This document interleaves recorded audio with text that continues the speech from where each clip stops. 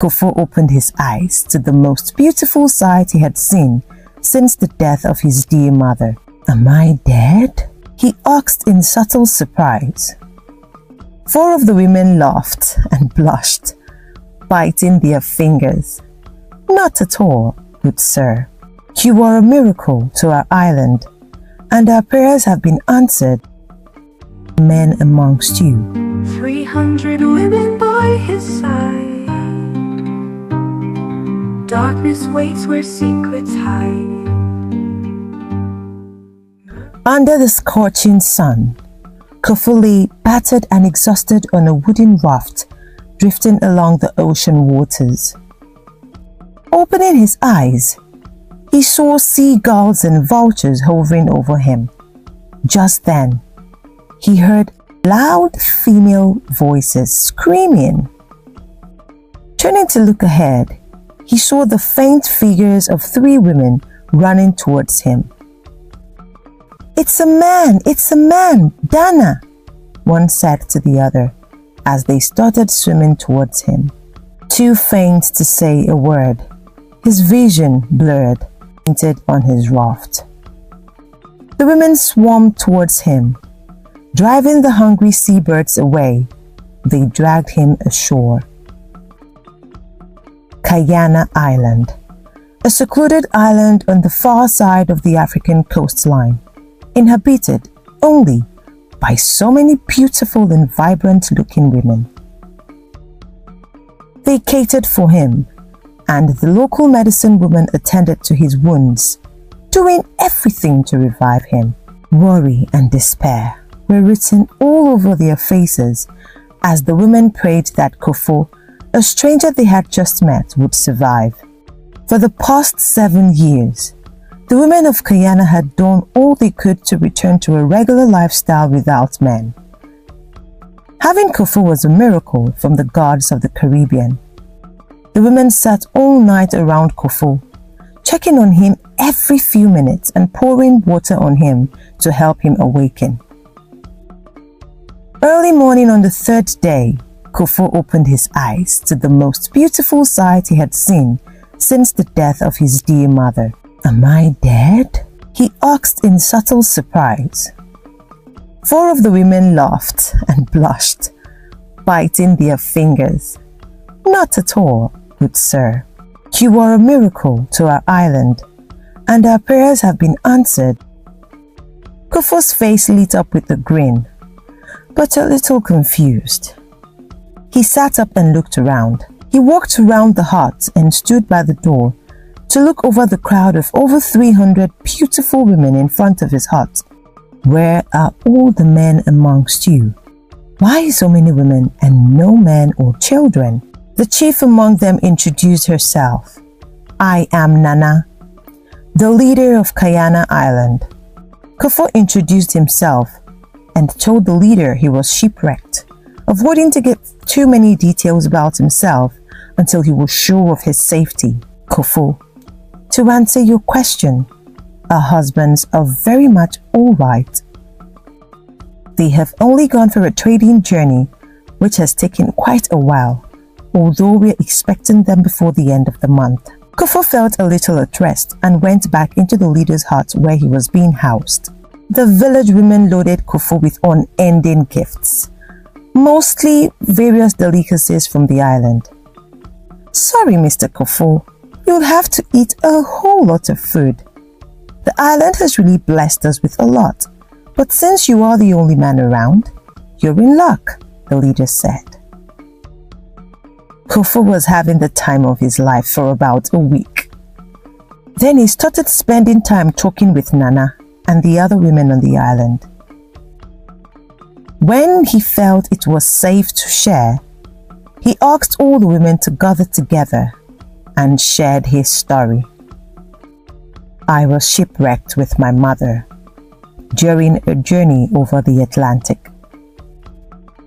Only I and my mother, Rhoda, survived the shipwreck and were able to hang to a log of wood that floated us to a very small deserted island. The island only had trees, grasses, and rocks, but nobody on it. I was 6 years old when this happened, and my mother had to take care of me and did everything to keep me alive on that island. She taught me everything I know today. We ate shrubs and little fishes every now and then. She taught me how to swim, and with her training, I could hold my breath underwater for over 30 minutes. When I turned 12 years old, my mother fell sick and died within 2 months. I was devastated after burying her on the far side of the island. I stayed alone on the island for another 10 years, accustomed to isolation and feeding of the sea creatures. I thought of taking my life several times, but changed my mind at the last minute. I was tired and decided it was time to leave. I cut down the tree that had grown and built the raft that you found me on. After staying afloat for several days, I was exhausted and waited for death to take me. That was when I arrived at your island. By the time he was done, almost half of the women were crying. Koffi felt really loved and promised them that he would do all he could to keep them safe until their husbands returned, so he could be part of the community. One morning, Koffi woke up to a commotion and was not allowed to step out. "Please, Koffi, stay down. It's for your own good."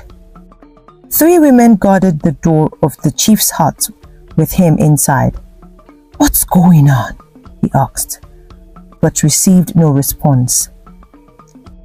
7 extraordinarily beautiful women had swum up from the ocean and were walking into the village. The chief and some women approached them.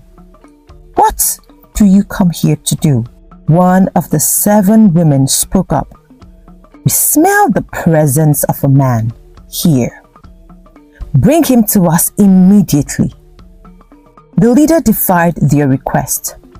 "You have taken our men for the past 7 years. We don't know what you speak of.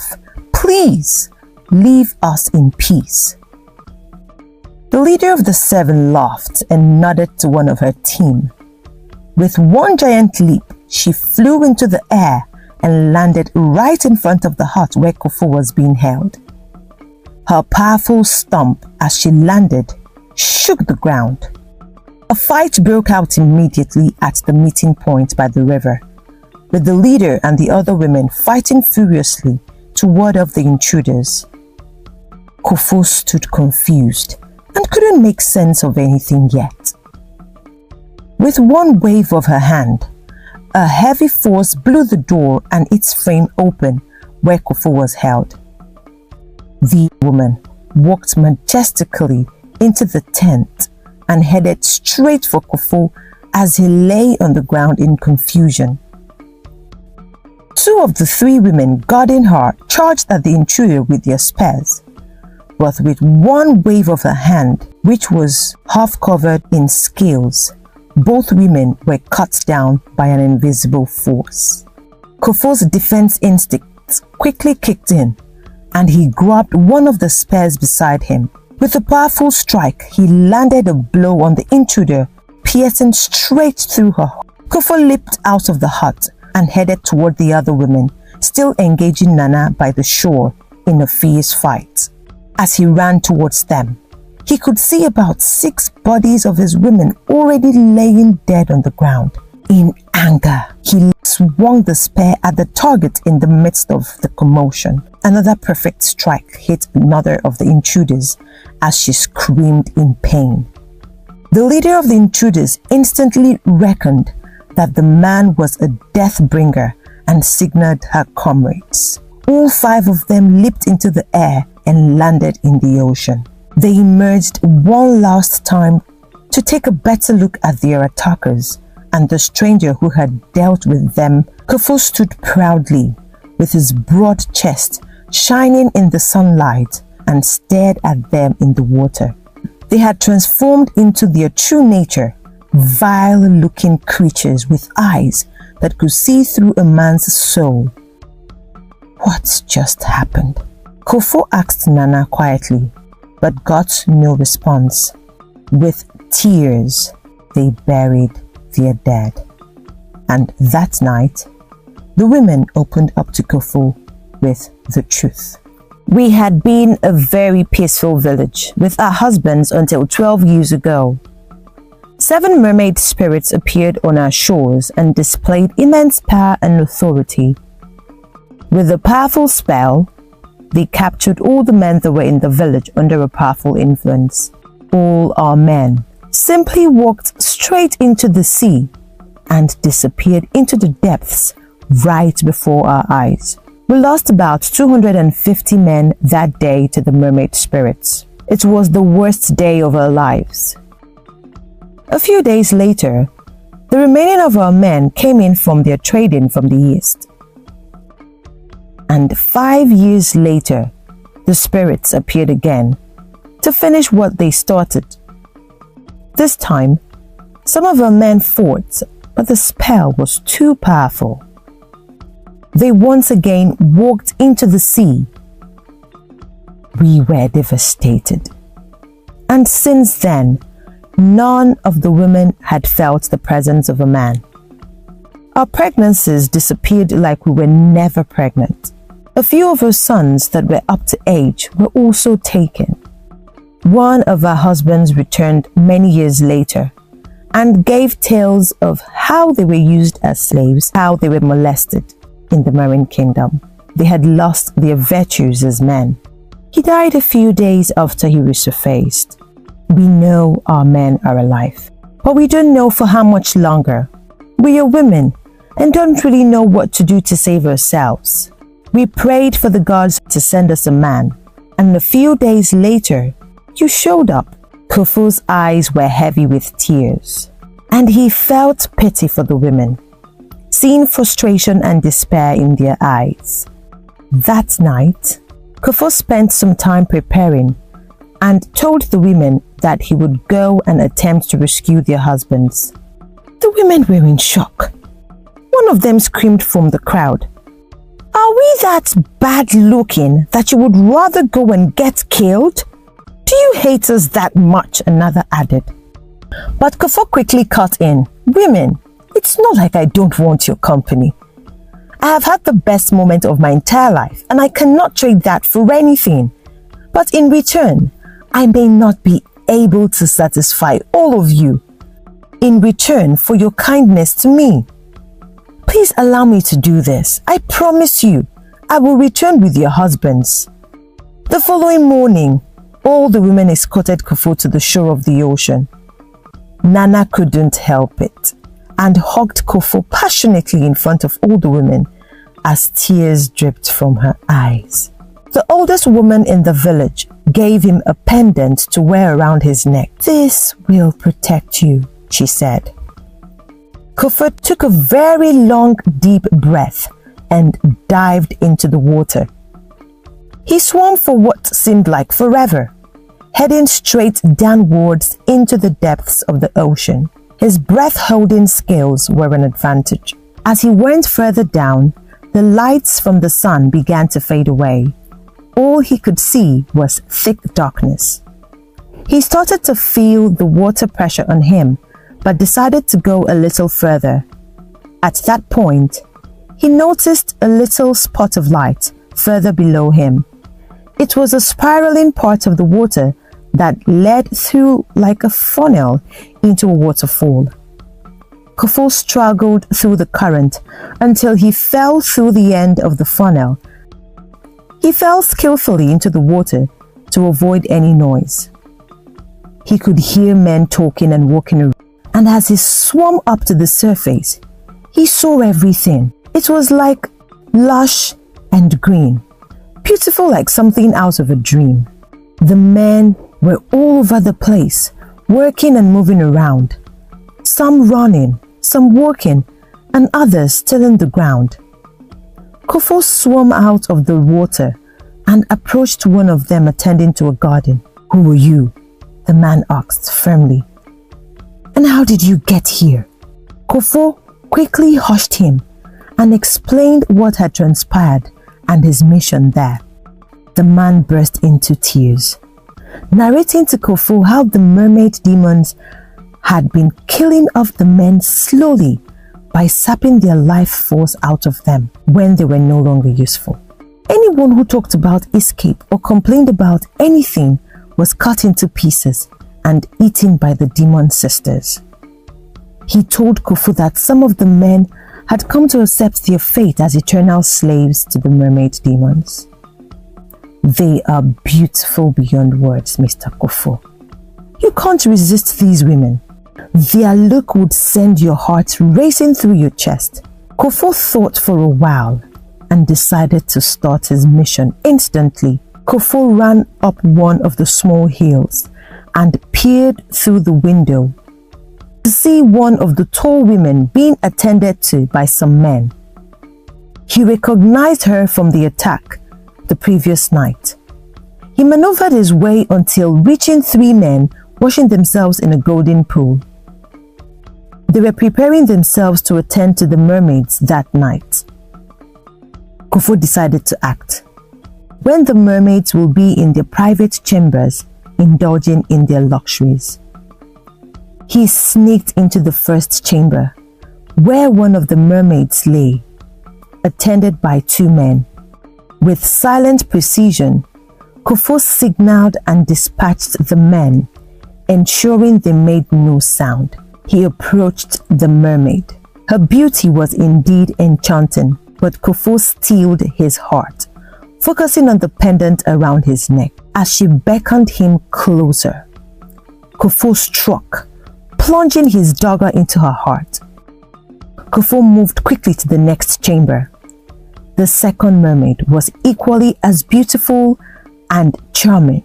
As he entered, she sensed his presence and turned to face him, her eyes glowing with malice. "So you have made your way here," she hissed. Koffi didn't waste time responding.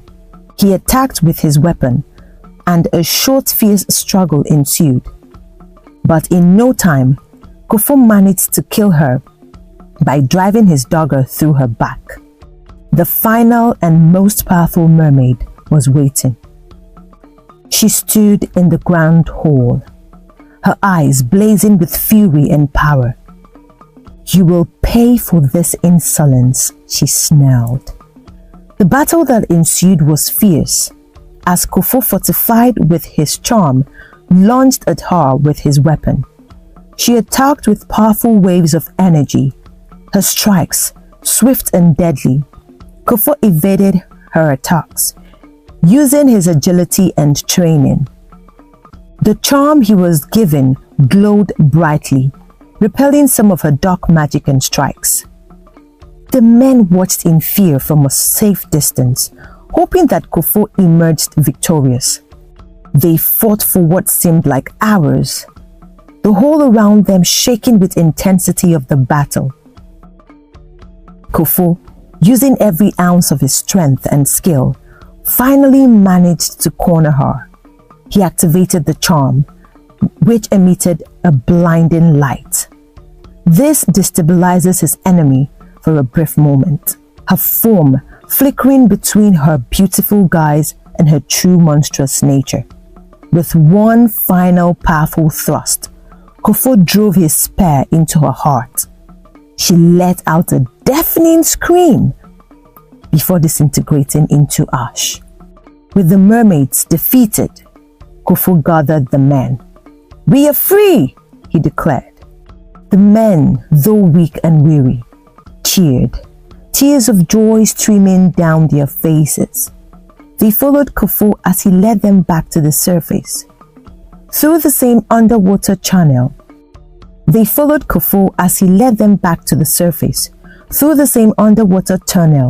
where they finally emerged from the water onto the shores of Kayana Island. The women were there waiting. Joyous cries filled the air as husbands were reunited with their wives. Nana approached Koffi, tears in her eyes. "You have brought us hope and restored our families. We are forever in your debt." Koffi, exhausted but triumphant, simply nodded. He had found a new home and a new family among the people of Kayana Island. The village celebrated their return, and Koffi was hailed as a hero. The once deserted community now thrived with hope and joy. Koffi had not only saved the men, but had also given the women a chance at happiness and a future.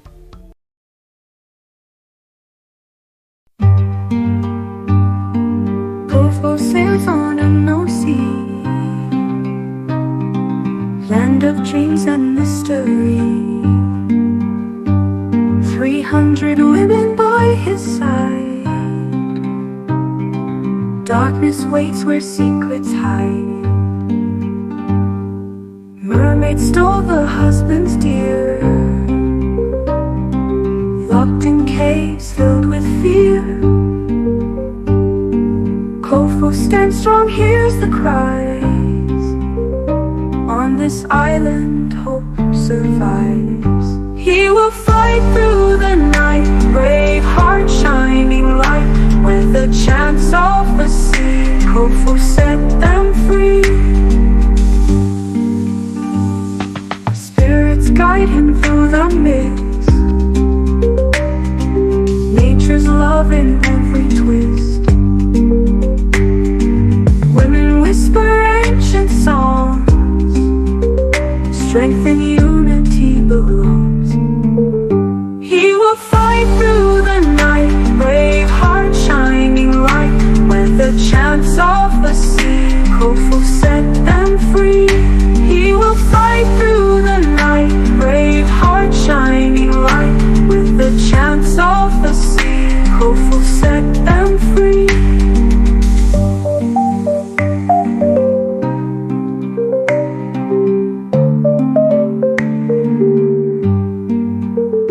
Drums beat steady, call the rain. Hearts unchained, breaking pain. Dreams of home start to rise underneath the starry skies.